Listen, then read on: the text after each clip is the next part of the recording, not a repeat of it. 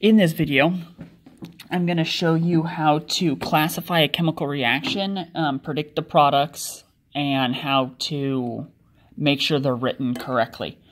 So first off, if we have sodium nitrate and barium hydroxide. So since both of these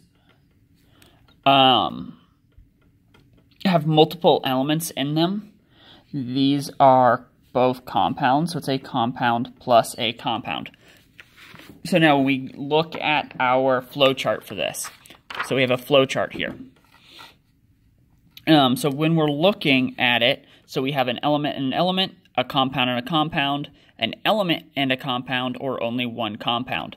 So since it falls under a compound plus a compound, this is either going to be a double replacement or a synthesis. We know if it's a synthesis reaction. This is the first step that we're going to look at.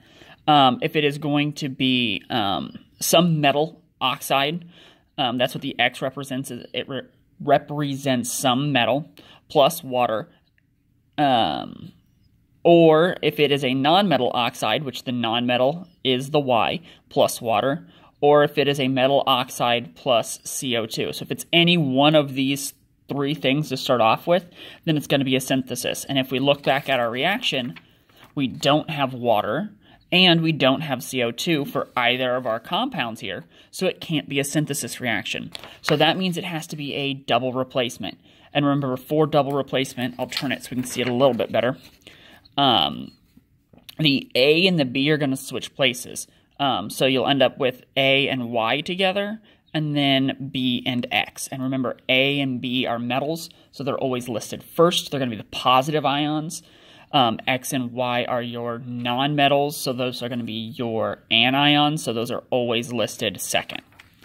So when we look at our actual example, sodium is a metal, so that's our positive. Nitrate is our anion, and it's -1. So that's our anion.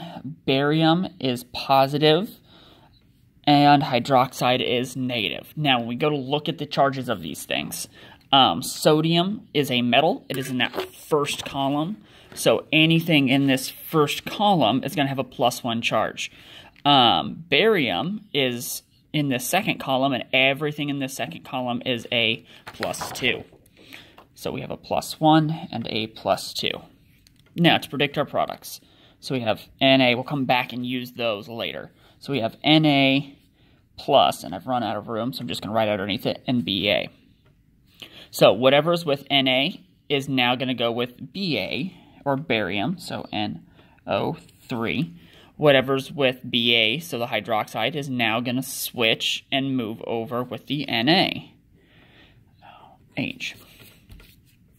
So now, when we go through and look at these, you can either look at your polyatomic ion sheet to look up the charts of these, or you can use the positive charges to figure these out. So if you look at barium, let's look at hydroxide, or not hydroxide, nitrate first. So sodium is a +1, and there's only one of them. So our overall charge for this is a +1. So that means our nitrates have to have an overall charge of -1, because remember, the two overall charges have to equal up to 0. They have to cancel each other out.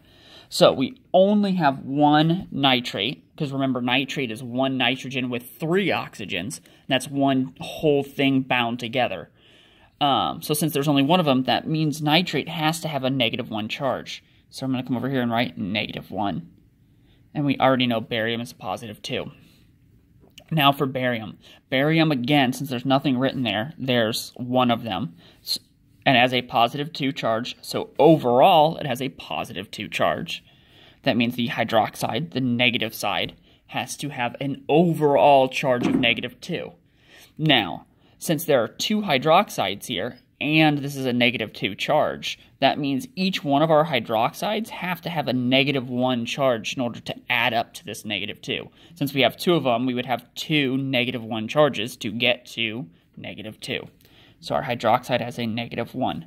And again, you could have just looked those up on your polyatomic ion sheet, but this is a way of working backwards if you don't have it.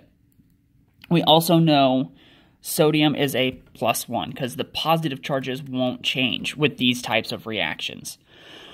So now we have to go through and we have to write our subscripts in here. And remember, with these, all you have to do is cross your charges. So you take whatever the charge of the opposite ion is and make it the subscript. So sodium is a +1, so there's only going to be one hydroxide. Hydroxide is a -1, so there's only going to be one sodium. For barium nitrate, barium has a +2 charge, so there's going to be 2 nitrates. And nitrate has a -1 charge, so barium's going to have 1. So if you were to rewrite your products, because remember, whatever you make over here, that's your product. So we have NaOH plus BaNO3 sub 2.